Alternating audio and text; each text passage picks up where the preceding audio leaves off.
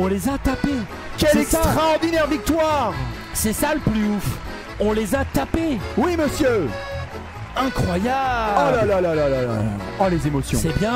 Oh les émotions. La France est en demi-finale. Tu sais la déclat que j'ai envie d'entendre là maintenant de la part des joueurs et des coachs et tout, c'est pas fini. C'est pas fini. Voilà, c'est pas fini. On va faire l'Allemagne dans la foulée. Exactement. C'est ça que j'ai envie d'entendre. Et tu sais ce qui est pas fini? Ouais. Eh ben ce live, parce qu'on va faire le débrief maintenant. On va débriefer ça, bien sûr. On va débriefer ça direct. Et on bascule en mode apéro, messieurs dames, pour revenir sur cet incroyable match entre la France et le Canada. Oui, vous ne rêvez pas. Score final 82 à 73. L'équipe de France. Wow. L'équipe de France de Paris 2024 est en demi-finale des Jeux Olympiques de Paris 2024. Super. Regardez-moi ça, on va tout décortiquer avec Alexis Voilà, Lator. regarde Batum, il est en train de leur dire les gars c'est pas fini, on est fiers, on a une équipe maintenant, on sait comment on doit jouer et on va aller faire l'Allemagne. Allez 82-73 Alex, il faut qu'on débriefe ça à chaud parce que c'est extraordinaire ce qu'on vient de vivre. Évidemment, merci à toutes celles et ceux qui étaient là. Restez encore un peu présents parce que là on fait l'apéro spécial débrief qui sera sur YouTube. Je refais le point stat évidemment. 82-73 Alex, il faut qu'on refasse la chronologie de ce match. Premier quart-temps, on n'en revenait pas. On est arrivé avec des pull-ups en transition de Isaac Cordigné qui a fait tomber la foudre. Ouais. Et j'ai même envie de commencer par dire Cordigné fait partie, je te lance là-dessus, de ces changements opérés par Vincent Collet, des vrais changements en intronisant notamment Gershon Yabusele et Isaac Cordigné dans le 5. Dans le 5. Après, Cordigné, il avait déjà démarré des matchs. Faudrait vérifier, mais il me semble qu'il avait déjà démarré des matchs. Non, la vraie différence, c'est les responsabilités offensives qui lui sont données et il les assume, notamment avec ses 2 énormes 3 pour lancer la machine. Non, là, l'énorme différence, le coaching de Vincent Collet sur ce match, et il faut le dire, c'est que Rudy Gobert n'a quasiment pas joué. Combien de minutes il a, Rudy? Je te le montre, regarde. 3 minutes 40. 3 minutes 40 pour Rudy Gobert. Et ça a donné un équilibre à l'attaque française qu'elle n'avait encore jamais eu. Et en défense, force est de constater que les Le Sort, les Yabusele, ils ont été là pour faire les efforts, accompagnés de gars comme Albissi, qui même si en attaque il m'énerve, il a donné vraiment beaucoup d'efforts défensifs. Nico Batum. Nicolas. Grand match. Nicolas, grand extraordinaire. match. Grand match du capitaine. Parce que dans les stats, tu sais qu'il a que 0 points, Nico Batum. Oui, mais c'est. Il a 0 points. Il n'a pris qu'un tir. Mais c'est un grand match. C'est un énorme match de Nicolas Batum. On vous montre le tour des stats. Donc, comme le disait Alex, vous ne rêvez pas. 20 points à 4 sur 5 à 3 points pour Isaiah Cordigné. Énormissime pour lancer la machine. Quand on voit le Canada revenir petit à petit, ce secteur intérieur qui fait très mal. Combien on avait dit? Plus de 20 lancers provoqués. Evan au micro, vas-y, chope-nous ça peut-être. Alors, oui, je sais pas où c'était. Finir, j'arrive. Excuse-moi, je te coupe, mais c'est parce que je pense que si on peut l'entendre parler, c'est cool. Je l'ai pas forcément là. Ok, bon, allez, c'est parce que c'est le feed basket. Bien sûr. Bon, c'est pas grave, c'est pas grave. On verra ça plus tard. Et donc, du coup, en effet, on voit le Canada qui revient. Et tout de suite, Alex, il y a un secteur qui va faire très mal. Plus de 20 lancers provoqués par la France qui va mettre le Canada dans des situations de faute terribles. Avec 2 hommes au centre de ça, tu l'as dit. Mathias Le Sort et Gershon Yabusele. Ils vont tout de suite donner un côté à ce match très rugueux, très intense, très allons chercher nos points comme des grands garçons. Et c'est eux notamment qui sont les 2 meilleurs intérieurs sur le début de match pour l'équipe de France et qui permet justement de marquer les points faciles. Tu as raison. Notre front de courte en fait avec Batum, qui a fait un grand match, notre front de courte dans sa globalité a donné le ton. A donné le ton de on va mettre les muscles, on va aller les chercher dessous, on va aller provoquer plein de fautes. Combien de fois on a vu Gershon Yabusele flex comme ça? On a passé la soirée comme ça. C'est trop bien. Exactement. C'est ça qu'on veut voir. Et ensuite, c'est vrai, tu as parlé de Cordigné. On va saluer quand même le taf, même s'il est moins évident, de Albissi, Nilikina, qui ont... Voilà, ils se sont appliqués. Ça se voit, ils avaient des consignes un peu plus claires. Et ils ont réussi à tenir leurs minutes. Il y a eu des moments où on a un peu stressé et tout, là, notamment le 3e quart, alors que là peut-être Wembanyama va parler là peut-être là. Ouais, je pense que ça va être en anglais, on va voir si je vais pouvoir l'écouter en même temps, c'est pas évident mais je vais essayer de voir. Si, non. C'est une chance qu'on a une fois dans sa vie. Et on nous a montré aujourd'hui pourquoi est-ce qu'on est capable de gagner. Ah, pourquoi et comment, ouais. The hardest is still to come. Exactement, le plus dur reste à venir, mais quand on joue comme ça et qu'on a ce public, forcément on est capable d'exploits. Wemby qui parle évidemment au micro, là on voit d'Eurosport. Hein. Ouais, Eurosport britannique.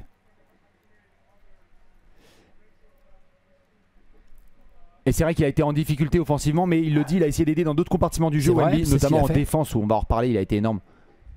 Au rebond aussi, il a un prix pas mal. Hein. Et il remercie évidemment ses coéquipiers. Alex, pour revenir sur la suite du coup de ce match, parce que on parle en effet de chaque joueur, mais on était à la mi-temps.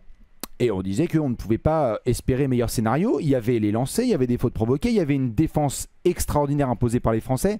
Mais on avait aussi le pressentiment que les Canadiens allaient faire le push. Push qu'ils vont faire. Derrière, il faut le dire, un exceptionnel Shai Gilgeous-Alexander qui met 27 points sur la rencontre. On avait encaissé que 29 points. Mais oui, 27 points de Shai Gilgeous-Alexander, les 16 très bons points de RJ Barrett. Il y a eu un moment de flottement. Et comme tu le disais, autant en première mi-temps, Rudy Gobert a eu des minutes, autant en deuxième, il n'est pas re-rentré. Vincent Collet est resté sur sa courte rotation et ça a fait la différence. Il l'a fait ressortir très vite. Il est resté sur sa courte rotation, sur des joueurs sur lesquels il est sûr de pouvoir s'appuyer des deux côtés du terrain. Et il a établi, sur ce match, il a établi une hiérarchie qui... Alors on va voir, hein, mais qui ne devrait pas changer pour le match contre l'Allemagne. Franchement là. Sauf si vraiment il y a un mec qui chie et que Vincent estime que il faut modifier quelque chose, tu vois, en cours de match, on verra. Mais pour le début du match, il sait sur qui compter. Tout à fait. Il sait. Et il sait qu'il a en Evan Fournier un sixième homme qui peut sortir du banc et lui finir les matchs. Eh oui, exactement. Alors qu'on voit Guerchenia Yabusele aussi qui est au micro. Alex, tu en parles. Il faut donner aussi les fleurs à Evan Fournier, qui a été de manière logique parfois critiqué, qui a été parfois en difficulté en défense. Mais ce soir, dans un match aussi serré, aussi difficile, sur lequel il faut avoir cette force extérieure qui a été si souvent critiquée de la ligne des guards en équipe de France, il met ses points dans le money time. Il y a un excellent kick-out de Wemby pour un 3 points de Evan Fournier. Il y a un 2 points avec un passage en force provoqué. Il y a 2 lancers provoqués. Il y a 2 lancers provoqués. Et il y a ce 3 points de et il y a fou ce malade, Ave Maria qui est quand même un des shoots les plus gros que Evan est rentré avec l'équipe de France, alors qu'il en a rentré un paquet, hein, notamment au premier tour. Evan, Alex, il faut qu'on en parle. C'est un gars qui, par son professionnalisme, il l'a montré aussi en NBA, a un rôle particulier là. On lui dit qu'il n'est pas sur le 5 majeur, il est en sortie de banc. Il fait un money time extraordinaire. Belle attitude, alors qu'on avait un peu peur. On avait un peu peur parce que là ils se sont frités par médias interposés avec Vincent Collet. Vincent Collet qui dit oui c'est inadmissible, c'est inacceptable. Alors qu'Evan, bon oui il avait critiqué son coach à demi-mot, mais bon après, c'est comme ça, voilà. Et puis attention, c'était dégueulasse le coaching aussi. Puis on a réveillé 2-3 aussi. Hein. Ouais voilà, exactement. Je pense qu'il y a eu grosse explication et derrière il y a des bonhommes qui assume sur le terrain. Et Evan Fournier en fait partie. Je suis extrêmement content pour lui parce que il a beaucoup donné au maillot bleu. Et ce soir, il vient de donner encore un des plus grands matchs de l'histoire olympique du basket français. Exactement, parce que clairement. Là, tout à fait, tu as raison de le dire, parce que là, on était tellement perdus sur ces dernières heures. Il y a eu beaucoup de confusion, il y a eu toutes ces histoires de propos, comme tu dis, entre Vincent Collet et Evan Fournier. Il y a eu l'histoire du 3-3 qui s'est fini à la fois dans une liesse populaire et en même temps sur ce shoot monumental face aux Pays-Bas. On ne savait pas dans quel contexte on était. Et il y avait beaucoup, évidemment, de défaites annoncées parce que on voyait le Canada vaincu. Mais là, tu as raison de le dire. Mettons les points sur les i et les barres sur les t. C'est un match extraordinaire de cette équipe de France à domicile pour aller en demi-finale des Jeux Olympiques. Et oui, c'est-à-dire que maintenant, quoi qu'il arrive, on aura déjà un match pour une médaille. Exactement. En basket masculin.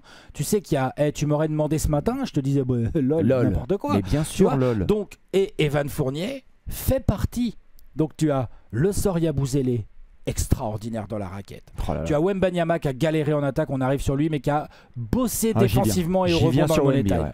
Cordinier sort un match fou furieux, son meilleur match de très très loin en équipe de France. Mais de sa vie, et quand le Canada a commencé à nous étouffer et à nous mettre vraiment en grande difficulté grâce à une défense de très sérieux, très physique, Lugensdort, RJ Barrett, Shai Gilgeous et tout, c'est Evan fucking Fournier qui a débarqué et qui a dit non, moi je suis le meilleur joueur offensif de ce backcourt. Et vous pouvez me mettre, tout à fait. Et donc vous pouvez me filer les ballons. Tout à fait. Et vous pouvez, exactement, et vous pouvez me mettre Lugensdort, Shai Gilgeous, RJ Barrett. Je vais les prendre. Brooks, il n'y a pas de problème.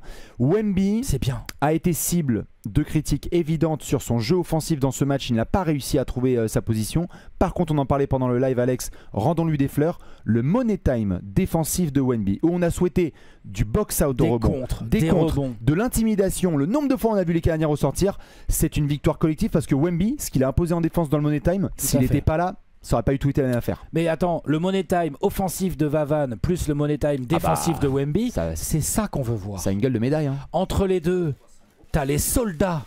Entre les deux, t'as les soldats Le Sort, Cordigné qui font des matchs de fou furieux. Le Sort, il leur a mis... Qu'est-ce qu'il leur a mis, Le Sort? Il leur a mis 13 points avec 5 rebonds ressentis, 28 lancers, points, 14 rebonds. Combien de lancers il a eu, Mathias? 14 lancés. 14 lancers francs, Mathias Le Sort, il a provoqué. C'est génial. Ils ont combien de lancers, les Canadiens? 25. Ouais, après, Shai, il en a combien? Ouais, tout à fait. Non, mais il a eu. Il a plus de lancers que Shai. Plus de lancers que Shai Gilgeous-Alexander. C'est quoi cette phrase? Les PayPal sont tombés. Cette phrase, évidemment. Pour redonner les infos globales, là, on est dans la fusion totale. C'est la liesse populaire. On est en train aussi de retrouver un souffle parce qu'il y avait cette tristesse du week-end. Factuellement, demain, ces dames. Il va falloir, mesdames et messieurs, les soutenir. 18h, France-Allemagne. On sera là. Équipe de France féminine pour elle aussi aller chercher un billet en demi-finale. Jeudi, s'il vous plaît, on vous donnera l'horaire parce qu'il n'est pas encore là. Mais il va y avoir un France-Allemagne. Jeudi soir. J'en ai strictement rien à carrer de savoir ce que vous faites. Il y a une demi-finale de Jeux Olympiques entre la France et l'Allemagne à domicile. L'Allemagne qui nous a salis il y a 72 heures, tout à fait, et qu'on doit aller chercher avec le même niveau de motivation. Vous devez toutes et tous être là parce que cette équipe, Alex, elle nous a montré une chose ce soir, c'est qu'elle est capable. Elle existe. Il y a une équipe. Elle est capable. Elle est complètement capable.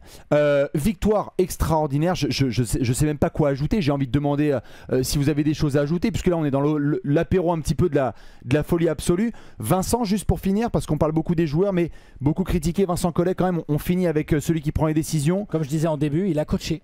Il a fait un match de coach. Il a coaché. Oui. Il y a des joueurs qui n'ont pas joué. Nando De Colo n'a pas joué. Bilal a été lancé un peu n'importe comment. Il l'a ressorti aussi vite qu'il l'a rentré. Gobert a eu que 3 minutes 40 et voilà, et c'est tout. Il a joué sur 9 joueurs. C'est ça. Il a joué sur 9 joueurs. Attends, j'oublie quelqu'un. Je vais te dire Franck, Nico, Andrew, Gershon, Isaiah, ça fait 5. Evan 6, Mathias 7. Je compte pas Rudy, donc c'est Victor 8. Et il y a Strazel qui n'a pas joué non plus. Il a joué sur 8 joueurs. Il a joué sur 8 joueurs, vraiment. C'est ça qu'on veut. Et c'est ça qu'on veut. Du vrai coaching, des choix tranchés. Du coup, tu as un groupe qui se bat, qui connaît ses responsabilités. Un capitaine exemplaire, je répète, Nico Batum qui montre l'exemple. Il y a une équipe de France. C'est elle dont on parlait. On n'y croyait pas il y a 2 heures. Il y a une équipe de France. Elle est tout à fait capable de bien jouer. Elle affrontera le champion du monde en titre, l'Allemagne, qui elle aussi veut aller tenter d'affronter. Ça va être une autre potentiellement chanson, encore une autre chance. Exactement, potentiellement les Américains. Je rappelle qu'au moment où vous regardez cet apéro, peut-être que les États-Unis ont gagné. Ce qui est sûr, c'est que la Serbie affrontera le vainqueur de États-Unis-Brésil. Qu'on aura donc potentiellement un Serbie-États-Unis. À suivre d'un bout de l'œil. Serbie des États-Unis, on va le commenter. Jeudi, on commente les 2 demi. Jeudi, on commente les 2 demi, bien sûr. Messieurs. Et on peut le dire officiellement, Alex, ce jeudi, on commentera un match de l'équipe de France. C'était imprononçable. Imprononçable il y a 2 heures. Ce matin, on y est. Mesdames et messieurs, sur ce, pour ceux qui regardent l'apéro, évidemment, on se retrouve ce jeudi. Et pour ceux qui sont en direct là, on respire un coup. Vivez le moment présent. Kiffez à fond. Comme le premier quart-temps. Exactement. Et on se retrouve à 21h30 pour le match entre les États-Unis et le Brésil. La France est en demi-finale des JO. À tout à l'heure. Ciao. Des bisous. Ciao.